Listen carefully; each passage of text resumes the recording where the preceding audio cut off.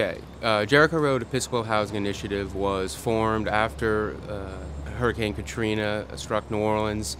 It was an effort by a number of Episcopal organizations and individuals coming together to discuss the problems of lack of housing and the continued decline of certain neighborhoods. Through conversations locally and then with our main funder, Episcopal Relief and Development, Jericho Road Episcopal Housing Initiative was formed in the spring of 2006 with the main focus of producing high-quality, affordable housing for sale. We're talking in New Orleans about a family household income of about $47,000. That's not very much, but you'd be surprised how many people in New Orleans can't afford to own their own home at their income level.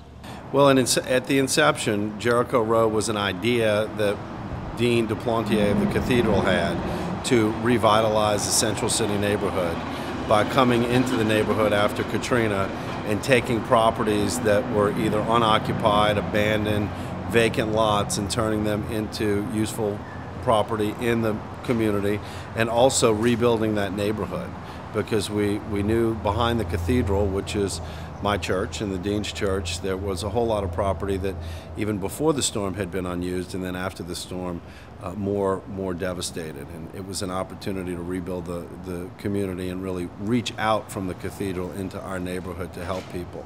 Of course, I'm passionate about Central City, and the reason why we want to work here is that it's because of its location. It is a convenient location to downtown. It is convenient to other things uptown. In many parts of the city, because of the disaster, you don't have grocery stores and you don't have access to transit. You might not even have access to schools, and you have all that here. Of course, the challenge is that it's been designated as a poor neighborhood. Most of the people who live in Central City have the grandmother, grandfather, parents have lived there for the longest, and all they do is once they're either moved on or passed away, the family members come and move into the house. So we kind of dealing with a generation after generation thing here in Central City. I grew up in inner city Dallas, so I come out of a neighborhood where there's a lot of wealth in the city, but the neighborhood itself is disinvested. And so I've been within Central City and in New Orleans for 12 years working with youth at a local church. And so through the years there, I realized that there needed to be some addressing of the structural needs, not only the spiritual and the individual, but the institutions and organizations that affect the neighborhood.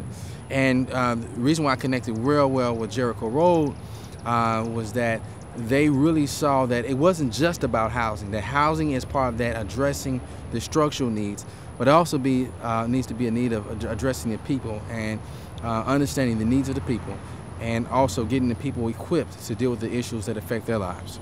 The statement that Martin Luther King made in his speech called Beyond Vietnam, where he mentioned the story of the Jericho Road and how if we were really going to make a difference in this world, we needed to change the whole of the Jericho Road, not just offer assistance to the beggar on the side of the road, but that we were called to change the entire road itself so that there weren't beggars on the road. Since the very intense days after Hurricane Katrina and during its formation, where shelter may have been the main focus to the development of affordable housing, Jericho Road has now evolved powerfully into a community revitalization organization.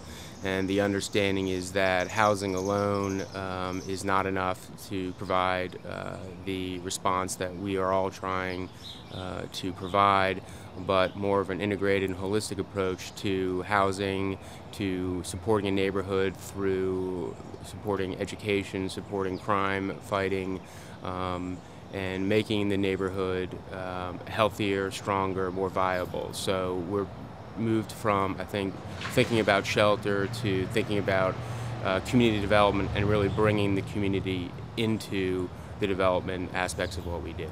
But I think that we can be a leader in the community through projects like the Brownfield, where we're going to take an old site, which is essentially a whole city block, right in the neighborhood where we're building houses, and try to transform that site into a park. It's effectively property that is abandoned because of the environmental situation of the property. Nobody would ever put it to a commercial use. We see the future for this neighborhood, Central City in New Orleans, to be a bright one. This is a historic neighborhood. We're going to bring power back to the residents here so that they can take responsibility for their community, take ownership, and be proud of the community that they live in. Well, without the church, we wouldn't be able to do the work at all. And I certainly believe that our church, Christ Church Cathedral, and the larger Episcopal Church should be involved in this work because it's our mission and our calling to help our neighbor, and particularly in our community.